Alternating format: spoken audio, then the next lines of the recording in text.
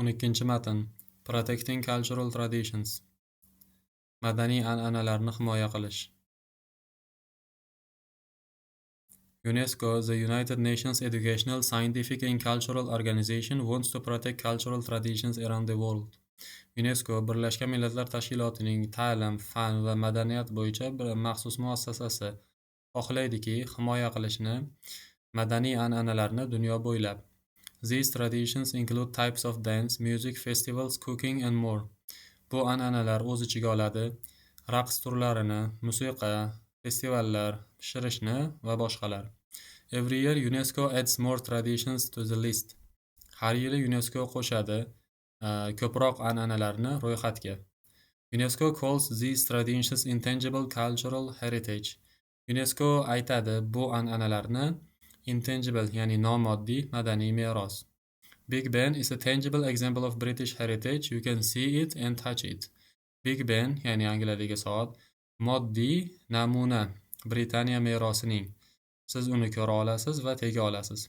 But what are some examples of intangible heritage? Ammo nima nomoddiy merosning misollari? Here are 3 of our readers' favorite intangible traditions.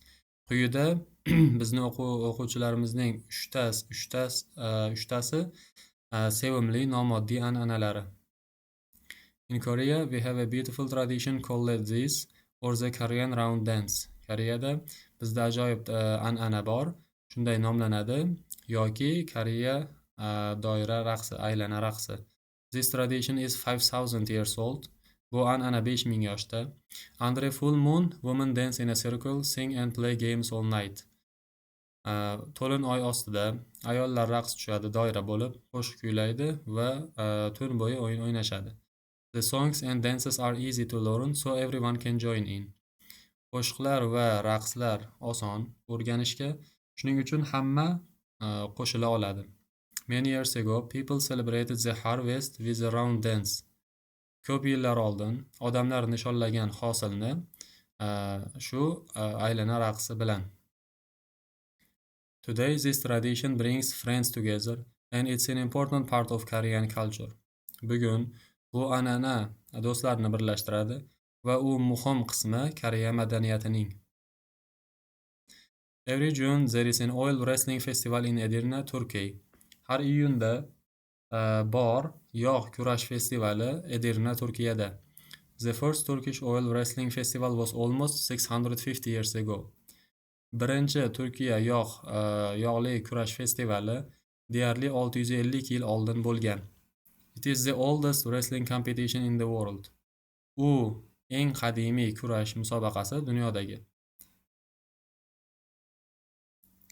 Men wear leather pants and put oil all over their bodies. Erkaklar kiyadi teri shimni va qo'yadi yog'ni butun tanasi bo'ylab. Then they wrestle. Keyin ular kurash tushadi. The winner gets a golden belt and a lot of money. G'olib oladi oltin kamarni va juda ko'p pul. At the festival there is also food, music and dancing. Festivalda bor, shuningdek ovqat, musiqa va raqs. Every year thousands of people of different ages, cultures and regions come together for this exciting event.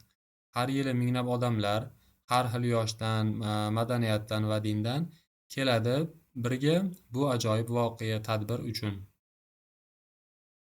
Batda yana ko'pchilik chalg'itadigan birikma, ofli birikmada thousands of people, minglab odamlar bitta birikma va ofdan keyingi different ages bu yakka o'zi bas.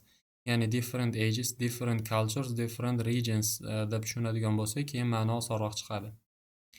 Croatia has a gingerbread tradition. Demak, Xorvatiyada bor shunday nomlanadigan an'ana. In the 1050s, people in Croatia started making gingerbread, a sweet bread, and it's still very popular today.